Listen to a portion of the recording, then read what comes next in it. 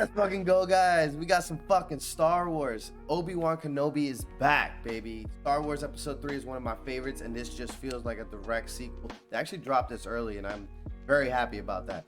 Thank you, Disney. I'll be sending you all of my money very soon. Here's the official spoiler warning for Obi-Wan Kenobi Episode 1. Real quick, before we get into this breakdown, I'm going to show you a quick reaction. I call it the play of the game. I fucking completely forgot that the girl existed. I'm like all about Luke. I completely forgot that Leia was there. Yo, baby Leia.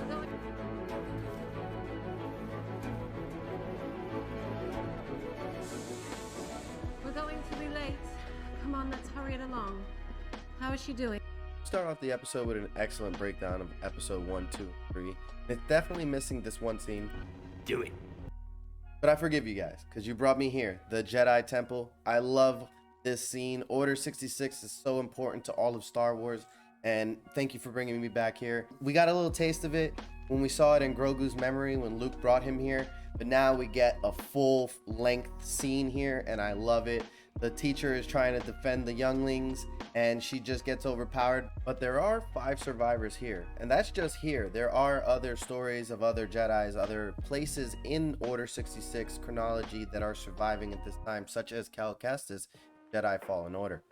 And in his story, it's very important for him to find the holocron that has the location of all of these younglings that actually did survive as well. I got an exclusive Easter egg here for you guys. Check this droid here. Doesn't it remind you of the R4 droid that Obi-Wan had in episode 3? Perhaps he had to sell it to get up on some money. Here we get our first live action appearance of the Grand Inquisitor and the 5th brother. It's interesting because the Grand Inquisitor was actually in Clone Wars as a high official in the Jedi Order, and he stripped Ahsoka of the Jedi rank. Here we get a long-winded speech by Grand Inquisitor, and Reva is not having that. Third sister goes and throws a knife straight at Guy's face, and like the Grand Inquisitor was saying before he could say it, is that the Jedi will always try to save somebody, no matter whether it's their life or not. In this moment, the Jedi tries to get away, and Reva instantly tries to kill this man. I'm gonna touch on this point a little bit more later, but the Grand Inquisitor wants him interrogated so that he can find more Jedi as well. And the main reason I think the Grand Inquisitor may want to interrogate Jedi to find other Jedi is because the holocron was destroyed in Fallen Order by Cal Kestis. And I have this theory because the Grand Inquisitor says this. What she's after scraps. Scraps are all we have left. First scene with Obi-Wan, you see that he's living a very meager life. He's actually farming some giant land shark. And as well as that, he's definitely dropped the Jedi lifestyle. Because here you see he's skimping a little bit off the top, which that's definitely not old Obi-Wan. And he's not defending the little guy. Poor guy, couldn't even feed his family. Alright guys, peep the dedication here. Your boy Obi-Wan not only still has the Eopie he dropped off Luke on 10 years ago as a baby, but he's been taking this very trip for 10 years because he lives by Luke in the outskirts of town and has to take the city bus from the town to his job site. And I mean, he lives in a cave. Here, it seems like soon we're going to be getting an answer to a question we didn't even know we had. How does Luke get this toy? Obi-Wan watches over Luke and the ranch, and this is actually a little sad. Look at Obi-Wan's face here. He's reminded of a time when Anakin is actually innocent, especially in this scene here, which reminded us all when Anakin won the pod races back in episode 1. Out of context, some of this stuff sounds kind of suspicious, but bear with me.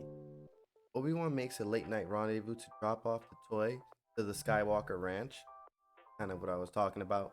But this is because he can't be seen or known about at all. He wants to be invisible to the world. But after that, doesn't stop by the Jedi that's being hunted by the Inquisitors. He asks Obi-Wan for help, but his help is offering him the advice of just burying it. Bury the lightsaber, bury lifestyle, everything about Jedi way. As you saw from the play of the game, this got my best reaction. I just totally didn't expect to see baby Leia or kid Leia, because in all the trailers of the show it seemed most of the time he's protecting Luke, but it seems like that was just a misdirect to make us forget about Leia. But they cast this little girl perfectly. Bravo. because this girl is the embodiment of Carrie Fisher's Leia Organa, absolutely perfect. She's snarky, has a little attitude, super smart, and brave. I love her. Very first scene with Leia, we actually see how similar she is to her mother Padme, because in episode 1, Padme pulls this very move with the body decoy in episode 1.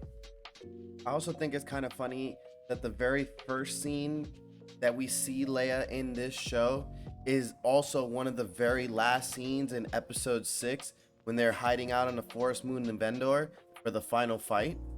To Obi-Wan the next day, he's back in the town and Uncle Owen is actually caught up to him this time and throws the toy that he just gifted to Luke. Uncle Owen then proceeds to roast Obi-Wan with the We talked about this. When the time comes, he must be trained. Like you trained his father?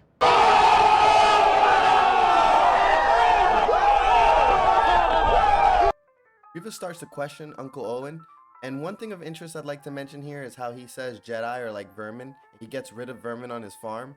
Now we know why Luke is such a great shot, and he Used to bullseye womp rats in my T-16 back home. They're not much bigger than 2 meters. Here Reva says something in her speech that kind of makes me feel like I know who she is. The Jedi are cowards. They failed you, abandoned you. There is no point in protecting them. They would not do the same for you.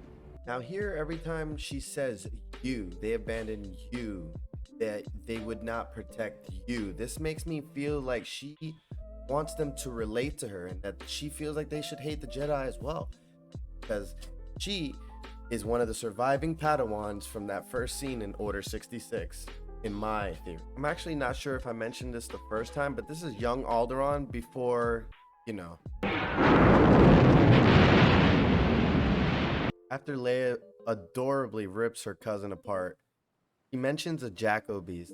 This Jacko beast is actually a Force-sensitive beast within Star Wars lore. Then we get to the slowest chase I've ever seen in anything ever. This girl is literally so slow, she practically is running backward. Only thing slower than her is the people fucking following her. Look at the guy. He literally does like a 1, 2, 3 count before he even starts running 3 miles per hour. Apparently this lady doesn't even have knees because she can't bend under the tree. The only person that looked like they were actually trying to chase someone was the guy that died immediately trying to help her. That man ran like 60 miles per hour to his death.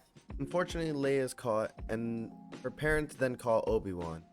Obi-Wan's very reluctant. He actually refuses it at first, but Bail Organa shows up in person and just reminds him they all make mistakes and that he just needs to move on, and he actually owes this debt to both the kids, not just the son. I don't know about you, but this She needs you, Obi-Wan. just reminded me of this. Help me, Obi-Wan Kenobi.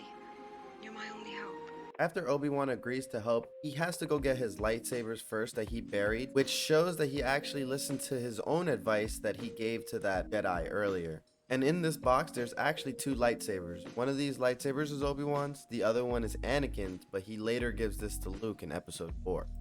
But unfortunately for Obi-Wan, Reva did listen to a couple of the Grand Inquisitor would tell her. The way to hunt a Jedi is through their compassion. Aim for the jugular by going for Leia. Knows that he worked with her father years ago, meaning Bail Organa, I'm assuming, because she doesn't know that Anakin's her.